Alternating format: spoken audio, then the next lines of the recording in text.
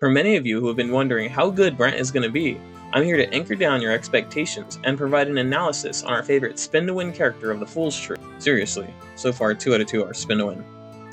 Today we're going to be going over Brant's kit, rotation, talent priority, echo set options, team options, weapon options, sequences, and at the end, my overall opinion of him.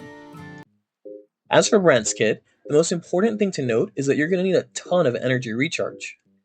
The reason for this is to maximize his Forte buff, which will give him an additional 1560 attack when you hit the buff's cap at 280 energy recharge. On top of that, the buff is further increased for 12 seconds when casting his Resonance Liberation, allowing him to gain a massive 2600 attack when you hit that 280 energy recharge. So unless you're pulling for his weapon, which should give 77 energy recharge, you're going to have a hard time hitting 280, but at minimum you're going to want 250 energy recharge.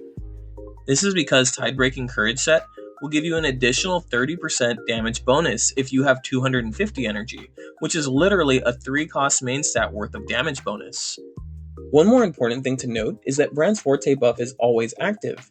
As you can see here, the damage does not change before I cast his Forte or after. Brant can also quick swap out of his very long Forte when casting it. And since his Forte is a huge portion of his damage, it's good to note that you can be interrupted while casting it, making quick swapping it even better. Brant's Forte also gives a huge shield to the team that scales with energy recharge. If your Brant has 280 energy recharge, it will give you about a 9538 HP shield at level 10. This is roughly 64%, or about 2/3 of a well-built Chong-Li's health bar, making energy recharge even more important to get that massive shield.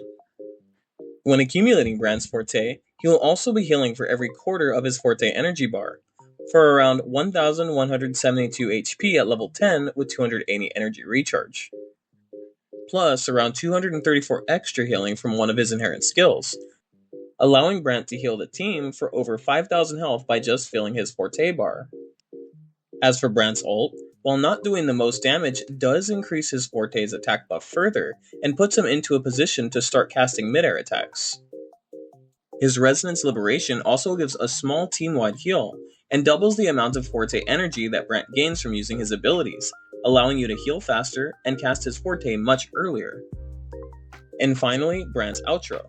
His Outro gives a 20% fusion damage amplify and 25% skill damage amplify, making him a bit more niche than someone like Shorekeeper, but very strong for certain teams. The main character to note would be Chong-Li, but we'll talk about this more in the team building section.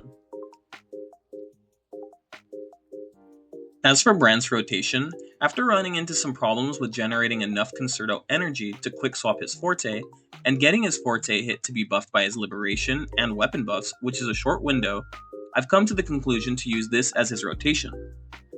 Start by using your skill, then hold the basic attack button like you're casting a charge attack, to start casting his mid-air combo until you generate about 1/3 of your Concerto energy. Then cast your Liberation and hold charge attack to do his mid-air combo again. When Brant pauses in mid-air, simply hold charge attack to continue the mid-air attacks. As soon as your Forte is full, press E to cast your Forte. You can do this mid-air, and swap to the next character while this is being cast. And as you can see in this test, since I didn't generate enough Concerto energy to begin with, I wasn't able to quick swap his Forte and get the next Resonator to receive his Outro buff. At this point, you're probably saying, why not just stay on Brant longer? And of course, you can to guarantee the Outro, but as you can see here, you can easily mistime the end of his self buffs.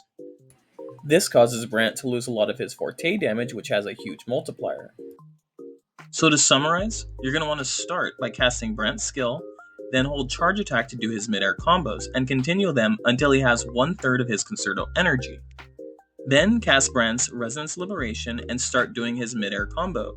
As soon as his Forte circuit is up, cast it and quick swap out. As for Brant's skill priority, you're going to want to prioritize his Forte circuit, since this will give him more healing and better damage for his Forte cast, and a bigger shield. Then you're going to want to level his basic attack, since his mid-airs do a huge chunk of his personal damage. His Forte and basic will be much higher priority than the rest of his skills, but after that you can level his Resonance Liberation, then skill, and lastly, his intro. As for Echo set options, for Brant's personal damage and team damage, it's best to run the new Tide-Breaking Courage set. This set gives a ton of damage bonus to Brant, which helps since you're going to be running Energy Recharge 3 costs as long as you can meet the 250 Energy Recharge requirement for the 30% damage buff. And as you can see in this test, his damage is competitive with Chong-Li's if you're running Sanhua as a support, as she buffs almost all of Brant's attacks, although he does take more field time than Chong-Li. If you don't care about his personal damage too much and plan on running him mostly to buff your DPS or Chong-Li, you can consider running Moonlit Clouds. Moonlit will allow your DPS to do more damage, but sacrificing a well-invested Brant's damage will result in less total team damage. Make sure you're still building plenty of energy recharge on him though, since not only will this be good for his damage regardless, since it gives him so much attack, but his shield and heals scale with energy recharge and gives him a smoother rotation. One last thing to note about Moonlit Clouds is that he won't be able to quick swap his Forte circuit and cast Impermanence, Hair, and Skill at the same time, so the rotations will end up taking more field time. And now we can go over some of Brant's team options. Brant's current team seems to be missing a unit, which will compose of Brant, Chong-Li, and some fusion DPS. Even with that being the case, there are still plenty of team options that will be very strong, such as Sanhua, Brant, and Chong-Li, which will have smooth rotations and allow Brant and Chong-Li to do very good damage. A very strong team that can help make holograms much easier will be Shorekeeper, Brant, and Chong-Li. This team will not only provide 2 healers, solid damage, and a shield, but Chong-Li also has a Liberation Damage Amplify buff, which will make Shorekeeper's intro damage, which already does good damage, even higher. For a much more budget team, you can use Sanhua, Brant, and Chisha, that outputs really solid damage. Since Chisha does so much resonant skill damage, Brant's buff synergize with her quite nicely. And for a slightly better free-to-play team, Encore will be quite good with Brant, since she does a decent amount of skill damage and can utilize his Fusion Damage Amplify buff.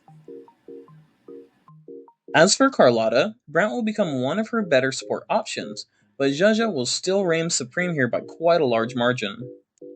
The Brant team, however, does offer a lot more healing and shielding, and could be a good option for content like holograms. And now we can get into Brant's 5-star weapon selection, which will contain some very important information. I have Brant's signature weapon on the top left for comparison, and as you can see, the other 5-star options won't be quite as good, but they are all usable with some caveats. Red Spring contains no energy recharge, but has some damage bonus that Brant definitely appreciates, making it a decent option, but you won't be able to get that Tide-Breaking Courage's 250% energy recharge requirement to get the 30% damage bonus, and also leads to smaller heals and smaller shields. As for Emerald of Genesis at R1, it performs slightly worse than Red Spring, because it comes just short of that 250% energy recharge requirement even with perfect energy recharge rolls. R2 can just barely hit that 250% energy recharge and get the 30% damage bonus, allowing it to outperform Red Spring. However, this is nearly impossible to get since it would require you to have max energy rolls on every single piece, which is just not realistic.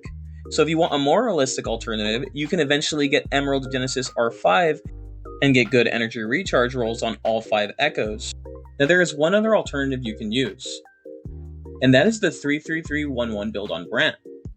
So you'll be running 3 3-cost energy recharge echoes to hit that energy recharge threshold. This allows Red Spring to perform slightly better than a 4-3-3-1-1 build, although it will still be pretty challenging to hit that 250% energy recharge, as you will need close to 10 energy on each echo. As for Emerald of Genesis, it's better just to go for refines on it to hit that energy recharge, since the 3-3-3-1-1 build ends up being lower in damage, unless you just want the bigger heals and bigger shields. As for 4-star options, Overture will actually be a pretty solid option, and will be extremely easy to build around since it gives 51.8 energy recharge, making the standard 4-3-3-1 build easy to achieve, does moderately good damage, and will provide beefy heals and shields. And now we can finally go over Brant sequences. So S1 gives Brant a stackable buff that can stack up to 3 times by doing his intro or mid-air attacks, allowing him to get a pretty large buff since he really likes that extra damage bonus, and ends up being about a 21% increase to his personal damage. This is really strong for an S1. S2 gives Brant a 30% crit rate for his mid-air attacks and his Forte hit, giving him a massive buff to almost all of his damage. Because of this massive crit rate buff, I went ahead and switched him at this point from a crit rate to a crit damage forecast. This results in a 53% increase for his personal damage over his S0. He also casts an extra hit after he outros when a character uses a skill, which does pretty decent damage. S3 increases the multiplier on his Forte hit by 42%, and since this is a big part of Brant's damage, it increases his personal damage from his base at this point by about 75%. Brant's S4 doesn't provide a damage boost, but it does give him better healing and shielding. S5 gives a small 15% basic attack damage bonus to Brant after using a basic attack, but does help his personal damage quite a bit. Brant's S6 gives his mid-air attacks a 30% multiplier increase, and allows his Forte to cast a second Forte that does 30% of the original's damage. This sequence is insane and puts Brant's personal damage at 130% higher than his base. And for my overall opinion, Brant is a bit more niche than Shorekeeper, but shines in content like holograms where you can now have 2 healers, a shield, and still have good damage. Brant is a bit harder to build since he's a healer that wants 3 different substats with high priority, but is really fun to play, and if you're willing to put the work into him, can do really high damage. Now if you liked the video, please leave a like and subscribe, as I will be making a pre-release guide for Cantarella and for future characters as well. And thank you for watching.